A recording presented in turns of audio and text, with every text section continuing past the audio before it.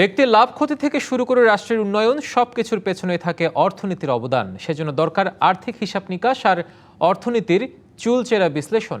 আর এই বিশ্লেষণ নিয়ে ডিবিসি নিউজের সাপ্তাহিক আয়োজন অর্থনীতির সংলাপ। সঙ্গে আছে হিমাদ্রি রাহা। দর্শক, গ্যাস বিদ্যুতের তীব্র সংকট, কাঁচামাল আমদানিতে ডলারের সংকট এবং ব্যাংক ঋণের উচ্চ সুদের কারণে গত 2 বছরে দেশের 5 শতাধিক শিল্প কারখানা স্থায়ীভাবে বন্ধ হয়ে গেছে। শুধু তাই নয়, যেসব শিল্প কারখানা চালু আছে সেসবের গতিও মন্থর, যার নেপথ্যে ব্যাংকিং খাতের দুর্বলতা, উচ্চ খেলাপি ঋণ ও তারল্য সংকট অনেকাংশে দায়ী। শিল্পোদ্যোক্তারা পাচ্ছেন না পর্যাপ্ত মূলধন ও ঋণ, ফলে ব্যাহত হচ্ছে উৎপাদন এবং কমছে বিনিয়োগ। এর সরাসরি প্রভাবে জিডিপিতে শিল্প খাতের প্রবৃদ্ধি কমে মাত্র 2.86% নেমেছে এবং সার্বিক অর্থনীতিতে শিল্প খাতের অবদান 8.77% ঠেকেছে। দর্শক, এসব নিয়ে অর্থনীতির সংলাপে আমাদের আজকের আলোচনার বিষয় শিল্পে মন্থর গতি, ব্যাংকের দায়ী কতটা। আর এই বিষয় নিয়ে আলোচনা করতে আমাদের সাথে স্টুডিওতে আছেন আইসিএমএবি এর প্রেসিডেন্ট ও জনতা ব্যাংক পিএলসির পরিচালক মোহাম্মদ কাউসার আলম এফসিএমএ, আছেন ব্র্যাক ব্যাংক পিএলসির ভাইস চেয়ারম্যান ফারুক মঈনুদ্দিন এবং সাথে আছেন ঢাকা বিশ্ববিদ্যালয়ের অর্থনীতি বিভাগের অধ্যাপক ডক্টর শাহাদাত হোসেন সিদ্দিকী। তিনজনকে স্বাগত আজকে আমাদের অর্থনীতি সংলাপ অনুষ্ঠানে। আমরা শুরুতে কাউসার আলম, আপনাকে দিয়ে আমরা শুরু করতে চাই। যে কথা বলছিলাম যে অন্তর্বর্তী সরকারের সংস্কার প্রকল্পে আমরা দেখেছি সবচেয়ে বেশি গুরুত্ব ছিল ব্যাংকিং খাতে। তার সুফলও কিন্তু আমরা কিছুটা দেখেছি, কিন্তু বৃহৎ পরিসরে বলতে গেলে উচ্চ সুদ হার এবং আর্থিক প্রতিষ্ঠানগুলোকে বলা যায় একরকম বেকায়দায় ফেলে দিয়েছে।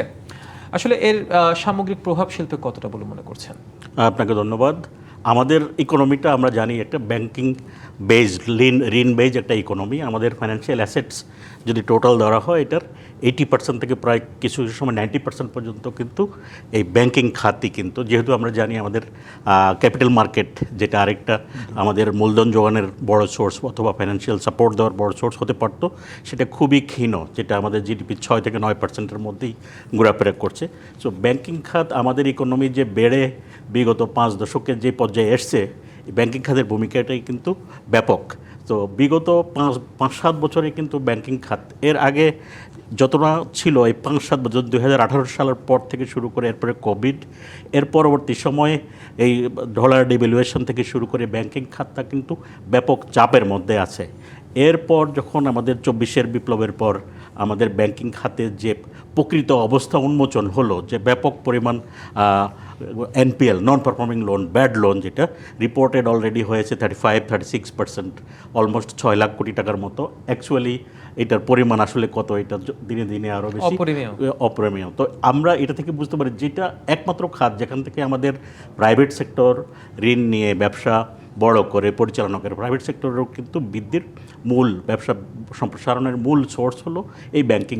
ঠিক একই সময়ে সরকারেরও কিন্তু যখন রাজস্ব ঘাটতি আসে, তখন রেভিনিউ ঘাটতি মেটানোর জন্য অ্যাগেন সেই ব্যাংকিং খাত থেকে লোন নেয়। তো আমাদের আসলে অর্থ চিন্তা করতে গেলে, অর্থ সংকুলন চিন্তা করতে গেলে ব্যাংকিং খাতই খাত। এখন সেই খাতে এই বিগত সময়ে যে bad loan and non performing লোনটা যে পর্যায়ে এসছে, এইটাকে কেয়ারটেকার গভর্নমেন্ট, ইন্টারিম গভর্নমেন্ট চিন্তা করলো যে এটা কীভাবে, আসলে এটা কোনো অপশান ছিল না, যে এটা কোনো অ্যাক্সেস কিছু করার জন্য না, তারা আসলে এটাকে কীভাবে সংস্কার করা যায় সেদিকে প্রথম দিকে মনে হচ্ছিল যেন ভালো গুরুত্ব দিচ্ছিল। কিন্তু পরবর্তীতে 5টা ব্যাংক আমরা যেটা দেখেছি একীভূত করা, এটা নিয়েও বেশি সাকসেস আসে নাই। সব মিলিয়ে এই খাতে কিন্তু যতটুকু করণীয় দরকার ছিল সেটা করা হয় নাই।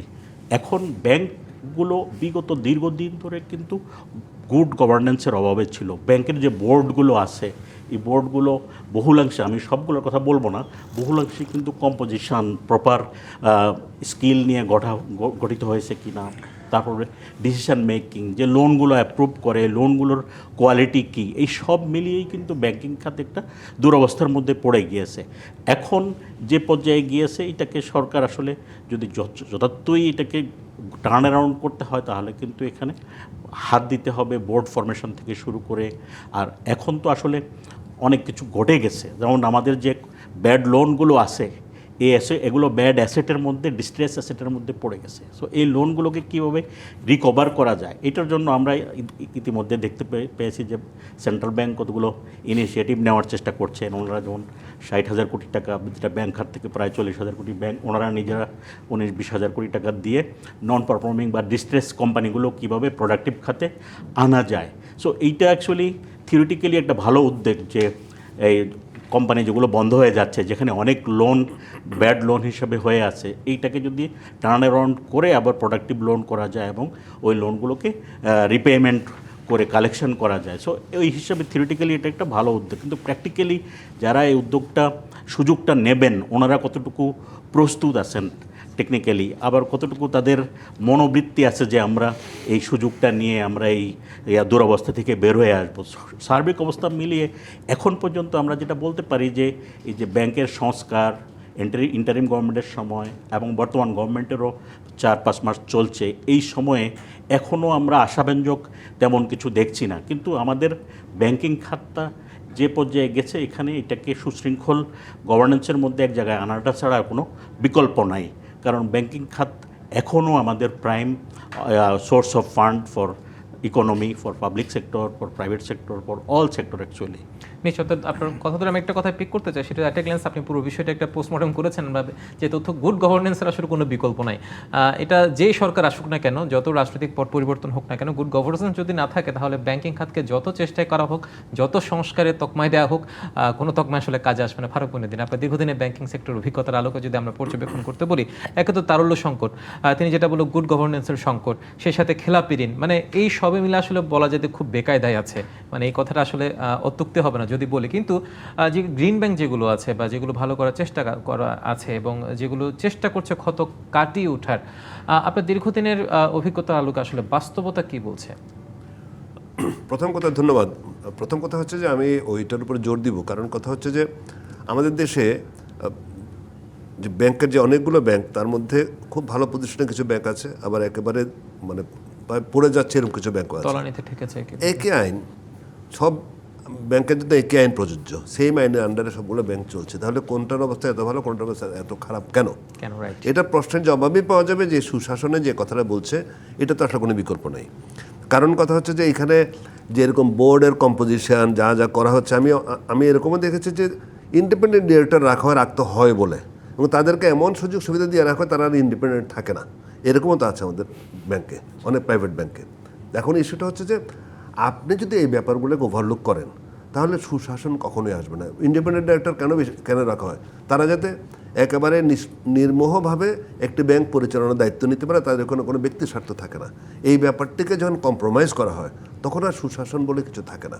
এটা হচ্ছে একটা ব্যাপার। কিন্তু আমি প্রথমে যেটা নিয়ে বলতে চাইব, আপনাদের আজকের প্রস্তাবনা যেটা আছে শিল্প খাতে মন্থরগতি, ব্যাংকের দায় কতখানি, আমি এইখানে একটু ফিরে যেতে চাই। ওটা নিয়ে আলোচনা শুরু হওয়া ছিল। যাই হোক, ইস্যুটা হচ্ছে যে শিল্পের মন্থরগতির জন্য ব্যাংকের দায় কতখানি বললেন, প্রশ্নটার মধ্যে ভুল আছে। কিন্তু আমি প্রথমে এই প্রশ্নের ভুলটা ধরিয়ে দিচ্ছি। প্রথম কথা হচ্ছে কমার্শিয়াল ব্যাংকে তো শিল্প ঋণ দেওয়ার কোনো প্রতিষ্ঠান নয়। আনফর্চুনেটলি আমাদের দেশের কমার্শিয়াল ব্যাংকগুলো মানে যখন থেকে চালু হয়েছে, এবং বিশেষ করে প্রাইভেট কমার্শিয়াল ব্যাংকগুলো 80-র দশক থেকে প্রাইভেট কমার্শিয়াল ব্যাংকগুলো কিন্তু শিল্প ঋণ দেওয়ার ক্ষেত্রে তারা অগ্রণী ভূমিকা পালন করেছে। কারণ যাদের শিল্প ঋণ দেওয়ার কথা যেসব প্রতিষ্ঠানের ছিল, তারা সিভিয়ারলি ফেল করেছে। সুতরাং এই দায়িত্বটা এসে বর্তেছে কমার্শিয়াল ব্যাংকগুলোর উপরে। এবং 80-র দশকের মধ্য থেকে যখন দেখবেন কমার্শিয়াল ব্যাংকগুলো যখন প্রাইভেট কমার্শিয়াল ব্যাংকগুলো যখন মার্কেটে আসা শুরু হলো, তখন থেকে কিন্তু আমাদের শিল্পের সমৃদ্ধিও শুরু হয়, শিল্পের প্রবৃদ্ধিও শুরু হয়। কিন্তু অথচ এই কাজটি ব্যাংকের করা উচিত কথা ছিল না। তারা দেওয়ার কথা, তারা দেবে ব্যাংকের ওয়ার্কিং ক্যাপিটাল দেবে শিল্প প্রতিষ্ঠানের, কিন্তু দীর্ঘমেয়াদী শিল্প ঋণ কমার্শিয়াল ব্যাংকে দেওয়ার কথা, কিন্তু কমার্শিয়াল ব্যাংকগুলো দিয়ে যাচ্ছে। তাদের আমানত এবং ঋণের মধ্যে যে মিসম্যাচ তৈরি করে হলে তারা দিচ্ছে, তারা শর্ট টার্মে আমানত দিচ্ছে, লং টার্মে লোন দিচ্ছে। এটা কোনোভাবেই একটা ব্যাংকের জন্য ফিজিবল একটা পন্থা হতে পারে না, কিন্তু ব্যাংকগুলো এটা করে যাচ্ছে। সুতরাং প্রথম কথাই আমি বলবো যে এখানে কোনো ব্যাংকের দায় নাই। শিল্পের মন্থরগতি যেটা হচ্ছে, সেটি ডিফারেন্ট আদার রিজনস। আপনি শিল্পের জন্য আপনি যদি যথার্থ অ্যাটমসফিয়ার তৈরি না করেন, ব্যাংকগুলো এখানে কী করবে? এমন অনেক ভালো ব্যাংক, তারা তো টাকা নিয়ে বসে আছে, আমাদের শিল্প উদ্যোগ তো এগিয়ে আসছে না। Some bank they have got no problem, no crisis on liquidity. তাহলে আসবে না কেন? এটা এক। আপনারা আরেকটা কথা প্রস্তাবনায় বললেন যে সুদের উচ্চ হার, এই ব্যাপারটা আমি এগ্রি করছি না। কেন করছি না বলি। আমরা জানি 2020-21 সালে থেকে শুরু করলে সরকারকে বোঝানো হলো যে সুদের উচ্চ হারের জন্য আমরা ব্যবসা করতে পারি না। সরকার তখন নিয়ম বহির্ভূতভাবে, প্রথা বিরুদ্ধভাবে ব্যাংকগুলোকে বেঁধে দিল সুদের হার 6 এবং 9 করতে হবে। 9-6 একটা বাংলা বাগধারাও আছে, 9-6 অর্থ আমরা জানি, সেই 9-6 করে ফেললো।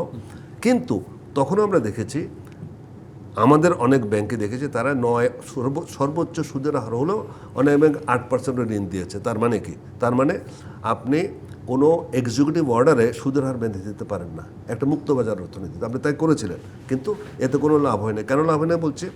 ওই যে 6-9 এই যে রেজিম, যে 6-9 রেজিম যেটা ছিল, ওই রেজিমে কি বিনিয়োগ বেড়েছে কোনো তথ্য আপনারা কেউ দিতে পারবেন না। কিন্তু সবাই বলে সুদের উচ্চ হারের জন্য। আমি আরেকটু পিছনে যাই, 80-র দশকের কথা যখন বলছি, মধ্য 80-তে, তখন আমরা ব্যাংকিং ক্যারিয়ার শুরু করি এবং তখনও ব্যাংকের সুদের হার ছিল কিন্তু 16+, 15, 16, 17% ঋণ ছিল। এই 84-85-র কথা আমি বলছি। তাহলে তখন কিন্তু আবার অ্যাট দ্য সেম টাইম ওই সময় কিন্তু আমাদের শিল্পের সমৃদ্ধির স্বর্ণযুগ ছিল প্রাইভেট ব্যাংকগুলোর হাত ধরে। তাহলে তখন সুদের হার যদি 15-16% থাকে, সেই উচ্চ হারে এই ব্যাংকগুলা এই শিল্পায়ন কীভাবে ঘটলো?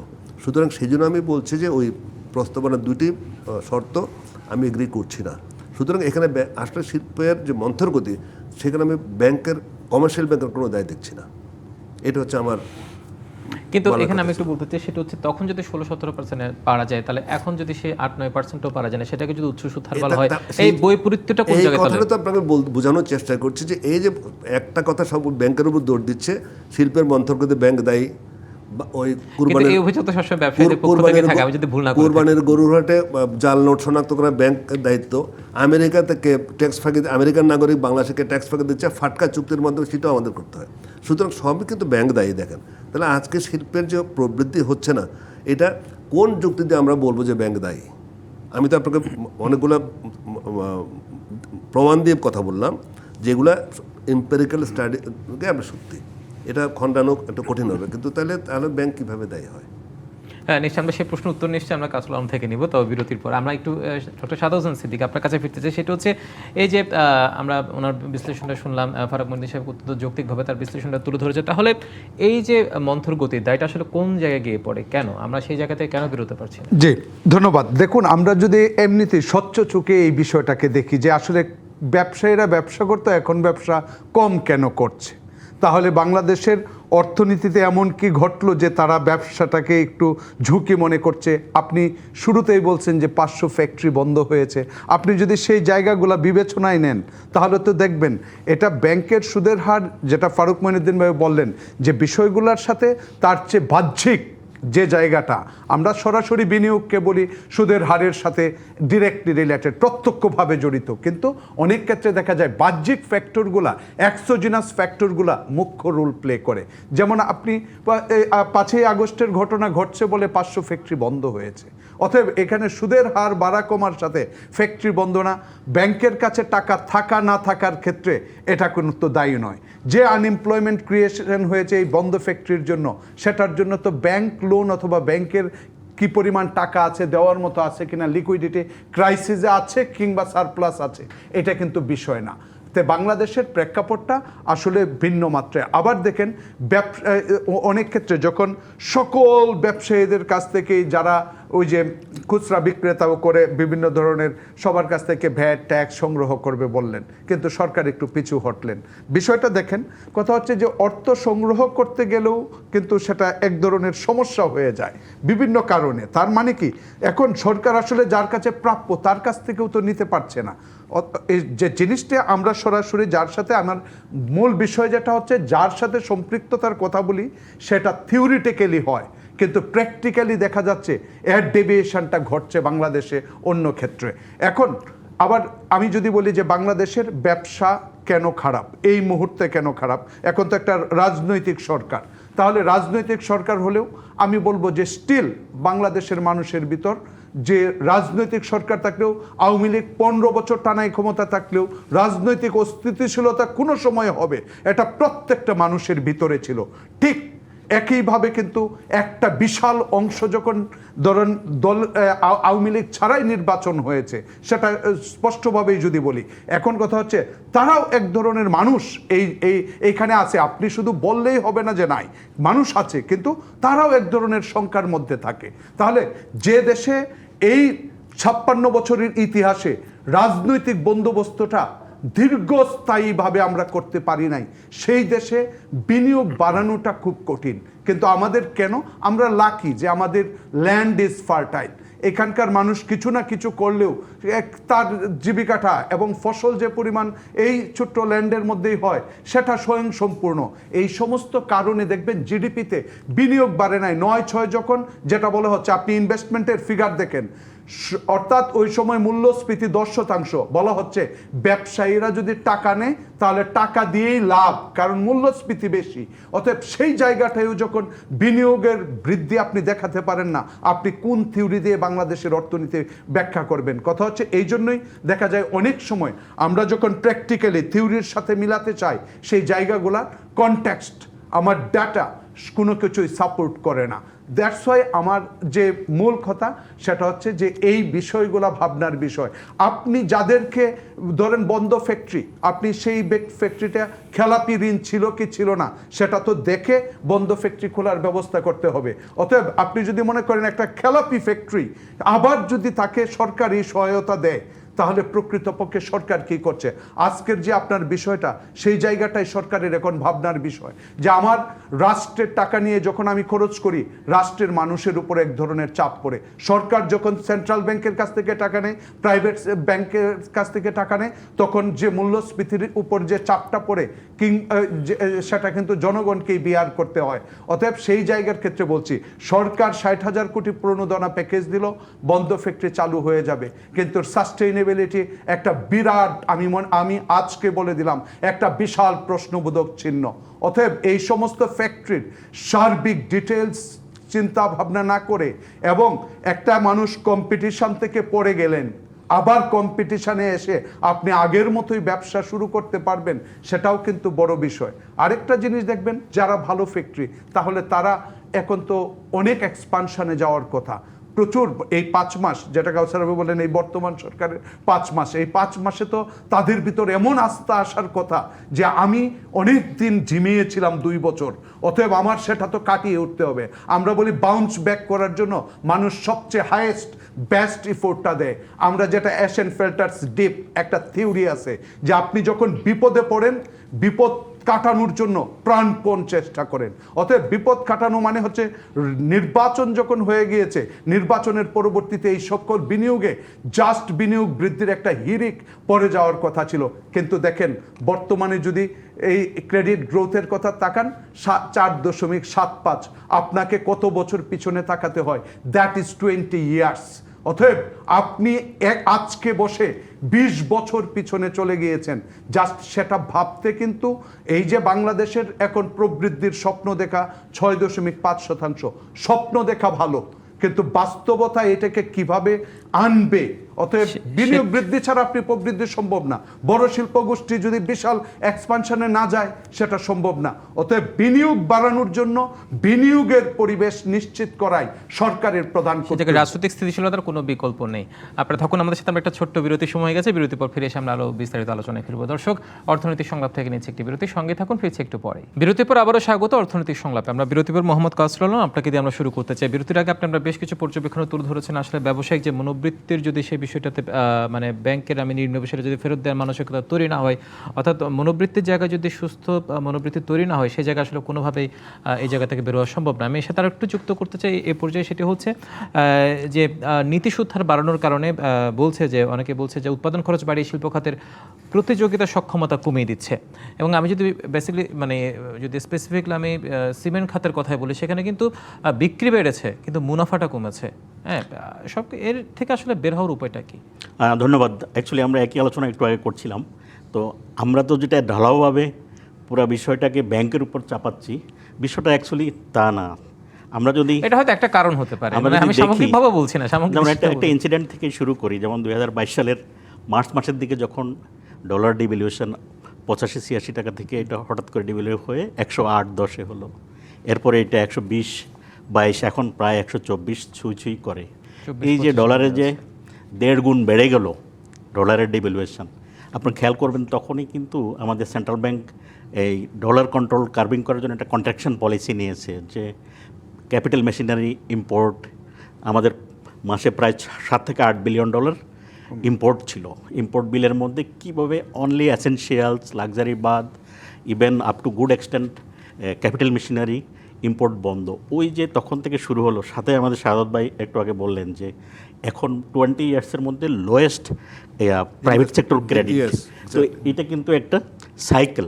তো আপনি এটা গেলো একটা জিনিস বললাম, আরও কতগুলো জিনিস আপনাকে কনসিডারেশনে আনতে হবে। লাইক আমরা যখন শিল্পের কথাই বলি, শিল্পের কিন্তু ইনপুট হিসাবে গ্যাস, এনার্জি, ইলেকট্রিসিটি, এই জিনিসগুলোর কিন্তু এক হলো কস্ট, ধরে নিলাম এনি কস্টে তারা নিল, কিন্তু সেই সরবরাহ কিন্তু কোনো নিশ্চিত না। অনেক ইন্ডাস্ট্রি কিন্তু করেছে তারা কমিশনিং করতে পারে নাই গ্যাসের অভাবে, ইলেকট্রিসিটির অভাবে। এই যে বাহনগুলো, এর সাথে আমরা জানি হাই ইনফ্লেশনের কারণে লোকাল মার্কেট, যেটা আমাদের লোকাল মার্কেটটা কিন্তু একটা ব্যাপক মার্কেট, 18 কোটি জনসাধারণের মার্কেট। অনেক ইন্ডাস্ট্রিয়াল প্রোডাক্টের জন্য কিন্তু লোকাল মার্কেট ইটসেলফই যে মানে যথেষ্ট। এরপরে এই লোকাল মার্কেট কিন্তু এই 4-5 এখন 5 বছর প্রলং হাই ইনফ্লেশন চলতেছে। এটা একসময় 12.5 পর্যন্ত ছিল, এরপরে কমে 8.5 পর্যন্ত এসছে, আবার বাড়াচ্ছে। অ্যাভারেজে কিন্তু 8.5 থেকে 9.5 এর মধ্যে ঘুরপাক খাচ্ছে।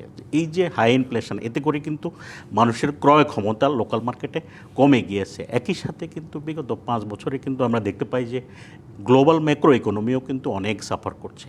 এক সময় যখন প্রথম যুদ্ধটা শুরু হলো, রাশিয়ান যুদ্ধ, ওখান থেকে কিন্তু যে কোনো কিছু আপনি ইম্পোর্ট করেন তখন ইনফ্লেশন ইম্পোর্ট হয়ে আসছে, বিকজ ইউরোপিয়ান আমেরিকান ইকোনমিগুলো কিন্তু উচ্চ ফুয়েল কস্টের জন্য ওদের প্রত্যেক প্রোডাক্টের দাম বেড়ে গিয়েছে।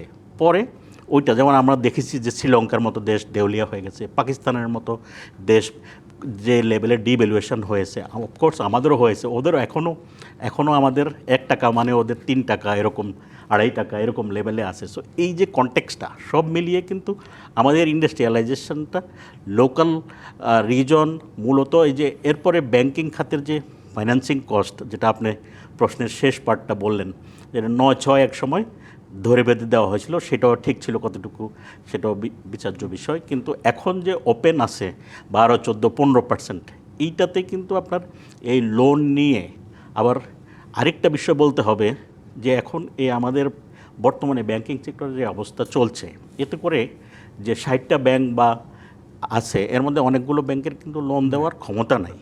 এতে করে ধরেন আমি একটা বড় গ্রুপ আছি, আমার এখন 10টা ব্যাংকের সাথে বা 15টা ব্যাংকের সাথে ক্রেডিট লিমিট ছিল। ব্যাংকে কিন্তু একটা সিঙ্গেল বড়োয়ার, SBL বলে সিঙ্গেল বড়োয়ার লিমিট বলে একটা সিলিং আছে। এখন আমার ওই 10-15টা ব্যাংকের মধ্যে যদি 5টা ব্যাংক বসে যায় অথবা 60টা ব্যাংক বসে যায়, তাহলে কিন্তু আমি আমার যে লোন নিতাম, আমি অর্ধেক লোন ক্ষমতা কিন্তু হারাই ফেলছি। এরপরে আপনি খেয়াল করবেন কিছুদিন আগে সেন্ট্রাল ব্যাংক সিঙ্গেল বড়োয়ার লিমিটকে একটু রিল্যাক্স করছে, কারণ অনেক গ্রুপ যারা এখনও ভালো বিজনেস করছে অথবা গ্রোথ স্টেজে আছে, তারা কিন্তু লোন নিতে পারছে না। এক হলো লোন নিতে পারা, আর একটা হলো লোনের কস্ট। এই কস্ট দিয়ে আপনি যাবতীয় ব্যয় সংকুলন করে এরপরে প্রফিটে আসা, তো এটা কিন্তু একটা বিশাল সাইকেল। এখন আমি লোন নিলাম, প্রফিট করতে পারলাম না, বিক্রি করলাম, আপনার কথাটাই ধরছি। এরপরে আমি যেহেতু আমার প্রফিট কম, আমি ব্যাংকে আবার ক্যাশ ফ্লো অথবা ইয়ের কারণে রিপে করতে পারছি না। আবার ব্যাংকও এই কারণে কিন্তু সে একটা সিক অবস্থায় পড়তেছে। একটা বৃত্তের মধ্যে ঘুরছে, এটা একটা বৃত্তের মধ্যে ঘুরছে। তো এখানে আমি মনে করি যে সরকারের যে ইনিশিয়েটিভগুলো, এর সাথে প্রাইভেট সেক্টর অথবা এন্টারপ্রেনরদেরও রোল আছে, যে বিজনেসগুলো সিক হয়ে গিয়েছে এগুলোকে প্রপারলি হ্যান্ডেল করে কত অল্প সময়ের মধ্যে, যে আমাদের মাননীয় অর্থমন্ত্রী মহোদয় বলেন যে 2 বছর সময় লাগবে ইকোনমিকে টার্ন অ্যারাউন্ড করতে, কখনো আবার 4 বছরও বলেন। অ্যাকচুয়ালি 2 বছর is also long time.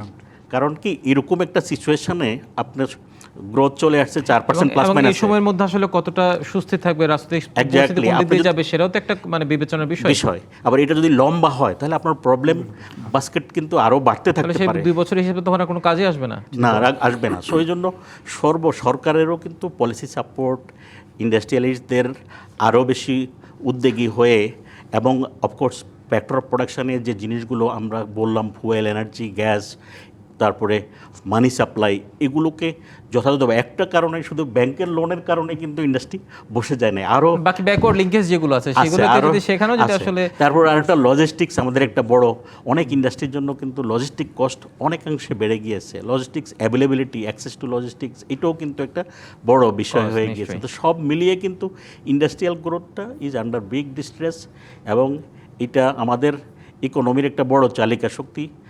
35 to 38% আমাদের জিডিপির একটা পার্ট ইন্ডাস্ট্রি সেক্টর। সো এখানে আমি মনে করি যে সবারই, এবং ইকোনমিকে তাড়াতাড়ি ঘুরে দাঁড়াতে হলে কিন্তু এর কোনো বিকল্প নাই। নিশ্চয়ই আপনি থাকুন আমাদের সাথে। ফারুক মনিরুদ্দিন, আপনার কাছে ফিরতে চাই। আপনার কথা দিয়ে আমি প্রথমার্ধে যে কথা আপনি বলেছিলেন যে সব ব্যাংকের জন্য তো একই নিয়ম, তাহলে কিছু ব্যাংক ভালো করছে, কিছু ব্যাংক কেন তারল্য সংকটে ভুগছে, কেন সেখানে এনপিএল বাড়ছে, কি মনে হয় আসলে? না, ওই আমি যেটা প্রথমেই বলছিলাম যে আমি সবসময় ওই কথাটাই বলতে হবে, সুশাসন ওগুলো ঠিকমতো চলে নাই।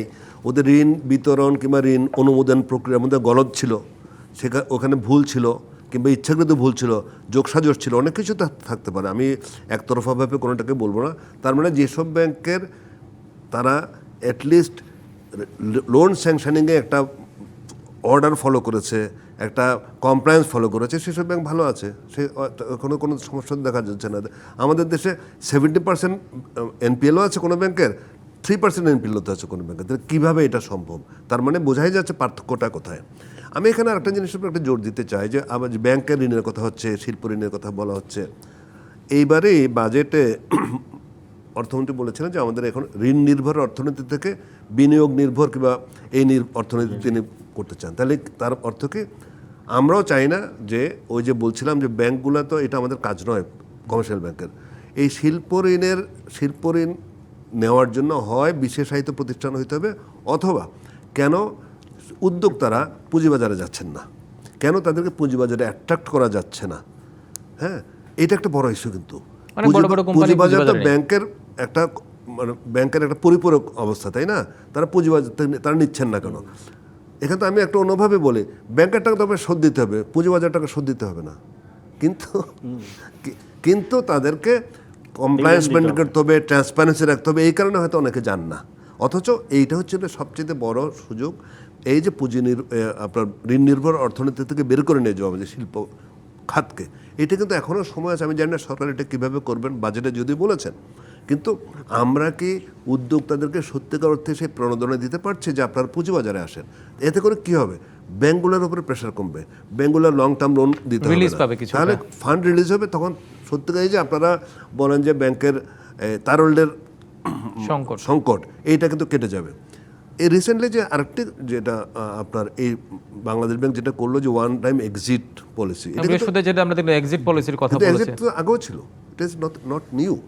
ইস্যুটা করেছে যে আগে এক্সিট পলিসি ছিল যে 2 বছর আমি একটা সুদ মাফ করে দেয়, তুমি 2 বছর দিয়ে দিও। এখন বলছে পুরো টাকাটা তুমি একবারে দিয়ে চলে যাও, সুদ মাফ টাফ যেটা করার সব কিছু আগেও ছিল, এখনও আছে। এইটা খুব ভালো। আমি একজন ব্যাংকার হিসেবে মনে করি যে আমি 5 বছর মামলা মোকদ্দমা করার চাইতো মূল টাকাটা দিয়ে এসে বের হয়ে যাবে। আমি টাইম ভ্যালু মানে পাচ্ছি তো, আমার যে ইনফ্লেশন রেট, আমি 5 বছর আগে টাকাটা বলে সেটার ইউটিলিটি অনেক বেশি।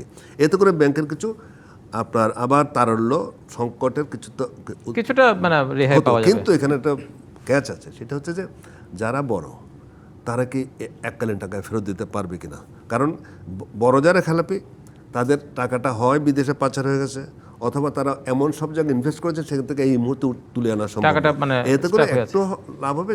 ছোট এবং মাঝারি যারা আছে তারা হয়তো পারবে না এটা। নিশ্চয়ই সে জায়গায় আমি বলি যে ছোট মাঝারি উদ্যোক্তা যারা আছে তারা কি অপরাধ করেছে? তারা তো নিয়মিত ঋণ দিচ্ছে, সুদ সহ তারা ফেরত দিচ্ছে। ডক্টর শাহাদাত হোসেন সিদ্দিকী, আপনার কাছে প্রশ্ন রাখতে চাই, তারা তো সেই এই জায়গায় তো তাদের একটা মনোক্ষুণ্ণ জায়গা তৈরি হয়েছে। যারা ঋণ খেলাপি আছে তারা ঋণটা মানে মূল টাকাটা দিয়ে বেরোয় যাবে, কিন্তু যারা নিয়মিত ঋণ দিচ্ছে সুদ সহ, তাদের ক্ষেত্রে বিষয়টা কি বৈপরীত্য হলো না?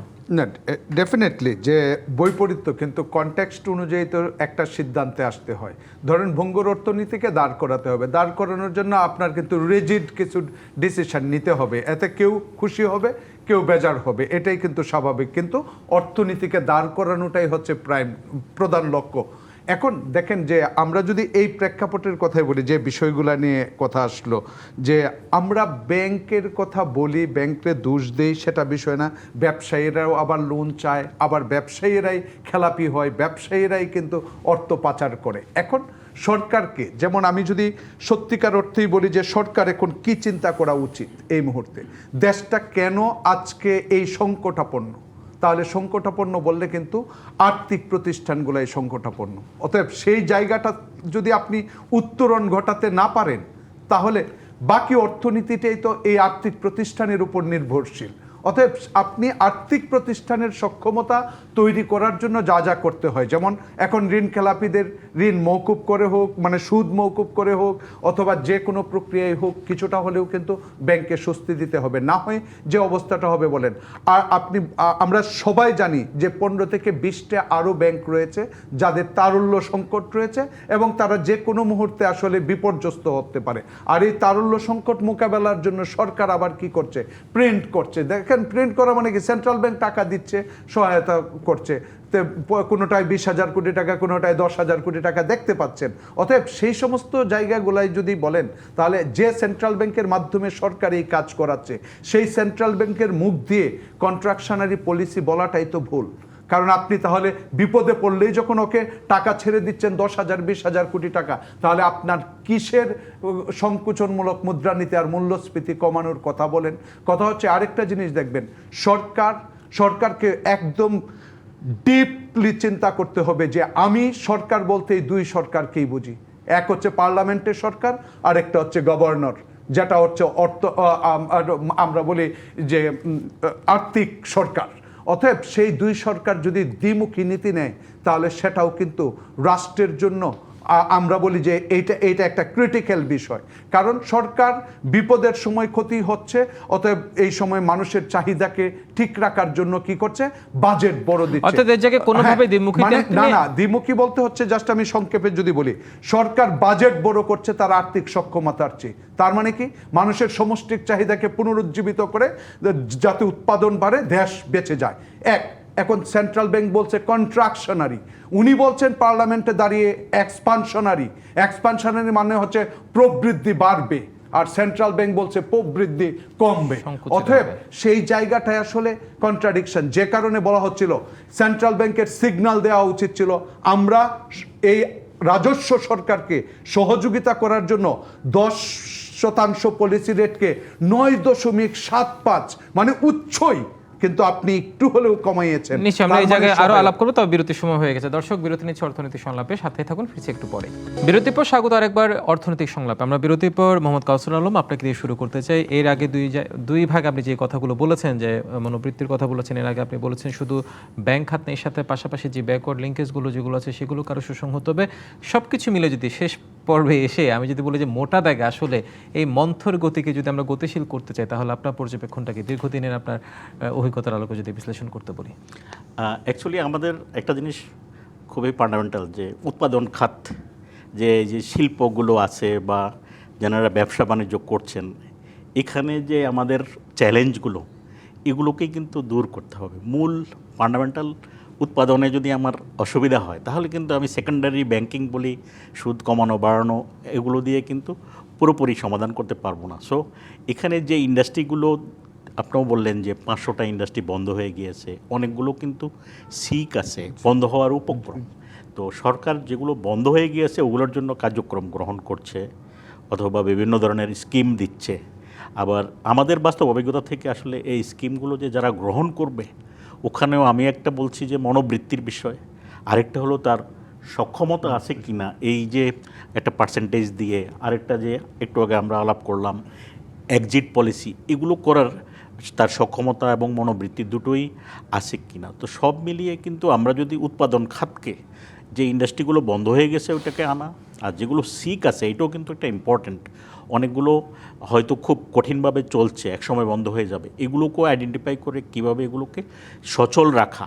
আমাদের এই পুরো ইকোনমিতে কিন্তু এখন ইন্ডাস্ট্রি খাত নিয়ে আজকে আমরা কথা বলছি, অ্যাকচুয়ালি সব সেবা খাত বললেও তাই হবে, এগ্রিকালচারেরও চ্যালেঞ্জ আছে, কিন্তু এই যে উৎপাদনশীলতা যদি আমরা ইয়া করতে পারি, টার্ন অ্যারাউন্ড না করতে পারি, তাহলে কিন্তু আসলে ইকোনমি আরও বেশি চ্যালেঞ্জের মধ্যে মানে পড়বে। আরো চ্যালেঞ্জ আমাদের জন্য অপেক্ষা করছে। যে আমরা জিডিপি গ্রোথ যেটা দেখলাম 4%, এটা তো 3টা খাতের সেটা আরো হয়তো যোগ হয়ে আরো হতে পারে চ্যালেঞ্জে নিশ্চয়ই। পড়বে। ফারুক মনিরুদ্দিন, আপনার কাছে আসতে চাই, সেটি হচ্ছে যে কথা বলছিলেন যে এর আগে শুধু ব্যাংকিং খাতে যে আমরা ব্যবসায়ীদেরকে দায় দিচ্ছি না, মানে ঋণ খেলাপির ক্ষেত্রে, সেক্ষেত্রে আসলে আর্থিক প্রতিষ্ঠান যেগুলো আছে সামগ্রিক দৃষ্টিতে রাজনৈতিক প্রভাব মুক্ত যদি করতে পারা না যায় বা রাজনৈতিক প্রভাবের বাইরে যদি আনা না যায়, সেক্ষেত্রে মনে হচ্ছে না খুব একটা সফলতা মিলছে। কিন্তু সেটাকে আদৌ পারা যাবে কিনা, কি মনে হয়? দেখেন, আপনি যদি আর্থিক প্রতিষ্ঠানের কথাই ধরেন, তা ওই সেক্টর অবস্থা আরও খারাপ, ব্যাংকের চেয়ে তো অনেক বেশি খারাপ আর্থিক প্রতিষ্ঠানের অবস্থা। আমি এখানে ঠিক রাজনৈতিক হস্তক্ষেপ এইগুলোকে আমি খুব বেশি দায়ী করব না। প্রথম কথা হচ্ছে যে আমি নিয়ন্ত্রকের কথা বলবো। এরা রাজনৈতিক প্রভাবের কারণে যেগুলো খারাপ হয়েছে তা নয়, রাজনৈতিক প্রভাবে ব্যাংক হয়েছে, রাজনৈতিক প্রভাবে আপনার যাদেরকে আর্থিক প্রতিষ্ঠানের লাইসেন্স দেওয়ার কথা এগুলো হয়েছে, ভালো কথা দিয়েছে, যাই কোনো তারা দিয়েছে, কিন্তু কথা হচ্ছে এগুলোকে যদি রেগুলেট করা ঠিকভাবে যেত তাহলে তো যতই হোক না কেন রাজনৈতিক প্রভাব দিয়ে তো ওখান থেকে অন্য কিছু সবসময় হয়। সফল তো সবাই পেত, হ্যাঁ, কিন্তু রাজনৈতিক প্রভাব অবশ্যই আছে। তা অ্যাট দ্য সেম টাইম আমার ক্যাপাবিলিটি, আমি যে ম্যানেজমেন্ট কিংবা আমার বোর্ড, এরা যদি ঠিক থাকে, রাজনৈতিক প্রভাব সব কিন্তু কাজ করবে না, সব জায়গায় তো কাজ করছে না আসলে। যারা প্রভাবের মধ্যে থাকতে চায়, যারা সেই প্রভাবকে ওয়েলকাম করে, তাহলে ঠিক আছে, তারা ওইগুলোর অবস্থা এরকমই হবে। সুতরাং আমি যেটা বলতে চাচ্ছি যে আমার মূল বিষয়টা হবে আমাদের দেশে পাবলিক লিমিটেড কোম্পানিগুলো দুইটা নিয়ন্ত্রক। যদি ব্যাংকের কথা আপনি ধরেন, সেন্ট্রাল ব্যাংক একজন নিয়ন্ত্রক, আমার এসিসিও একটা নিয়ন্ত্রক। অথচ যত যাই হোক নিয়ন্ত্রক সংস্থা যদি তার দায়িত্বটা ঠিকভাবে পালন করে, সেক্ষেত্রে কোনোভাবে এগুলো বৈকল্পিক অবস্থা হওয়ার কোনো দরকার প্রশ্ন নজরদারিতে কঠোর করতে হবে নিশ্চয়ই। সাধারণ সিদ্দিকী, সবশেষ প্রশ্ন আপনার কাছে, সার্বিক দিক বিবেচনায় কেমন পূর্বাভাস আপনার কাছ থেকে আমরা পেতে পারি একজন অর্থনীতি বিশ্লেষক হিসেবে? জি ধন্যবাদ। দেখুন, সরকার যে ভাবনা ভাবছে বাজেটে, সেগুলা বাস্তবায়নের জন্য প্রথমত যদি বলি রাজনৈতিক সদিচ্ছা দরকার। আরেকটা জিনিস হচ্ছে সত্যিকার অর্থেই কি আইনের শাসন আমরা প্রতিষ্ঠা করতে চাই কিনা। অতএব আইনের শাসন, আইন আছে কিন্তু আমরা প্রয়োগ নাই। অতএব আইনের যথাযথ প্রয়োগ যদি হয় তাহলে প্রকৃতপক্ষে বাংলাদেশ বাউন্স ব্যাক করতে পারবে। Bounce back in a sense যে আমরা সেই 7.5-8% প্রবৃদ্ধির দিকে যেতে পারি। এখন তার জন্য প্রথমত আমি বলবো যে কাউসার ভাইয়ের সাথে সুর মিলিয়ে যে উৎপাদনকে আমার বাড়াতেই হবে, প্রবৃদ্ধি আনতে হবে এবং আমার মানুষকে কাজে লাগাতে হবে, মানে কর্মসংস্থান সৃষ্টি করতে হবে। এই দুটোতে যত জোরালো হবে তখন কিন্তু সাপ্লাই অটোমেটিক্যালি আপনার মূল্যস্ফীতিকে নিয়ন্ত্রণ করবে, যেটা মানুষকে স্বস্তি দিবে, আর তখনই অর্থনীতি ঘুরে দাঁড়াবে। অসংখ্য ধন্যবাদ ডক্টর সাদাত সিদ্দিকী, ফারুক মনিরুদ্দিন এবং কাউসার আলম আজকে আমাদের অর্থনৈতিক সংলাপে এসে আপনাদের পর্যবেক্ষণ তুলে ধরার জন্য। এবং আপনাদের কথাই আলোচনা একটা বিষয় স্পষ্ট হয়েছে যে শিল্পে মন্থর গতির কথা যেটা বলা হচ্ছে, যেটাকে একছত্র বা আসলে ব্যাংকের কথা বলা হচ্ছে, তা কিন্তু নয়। শুধু ব্যাংক নয়, তার সাথে ব্যাকওয়ার্ড লিঙ্কেজ যেগুলো আছে, সুশাসনের কথাই বলি কিংবা রাজনৈতিক প্রভাবমুক্ত রাখার কথাই বলি না, কিন্তু যা নিয়ন্ত্রক সংস্থা আছে তাদের দায়িত্বগুলো যদি ঠিকভাবে পালন করা যায় এবং অবকাঠামোগত যে সুবিধাগুলো এবং সেগুলো যদি নিশ্চিত করা যায়, তাহলে হয়তো শিল্পের মন্থরগতিটা অত্যন্ত গতিশীল হবে এবং অর্থনৈতিক চ্যালেঞ্জ যেটা আছে সেটাকে আমরা মোকাবেলা করতে পারবো। অসংখ্য ধন্যবাদ তিনজন। আপনাকেও ধন্যবাদ। দর্শক, শেষ করছি অর্থনৈতিক সংলাপ এখানে। আগামী পর্বে দেখাবো অন্য কোনো বিষয় নিয়ে। ভালো থাকুন, সুস্থ থাকুন, ডিবিসি নিউজের সঙ্গে।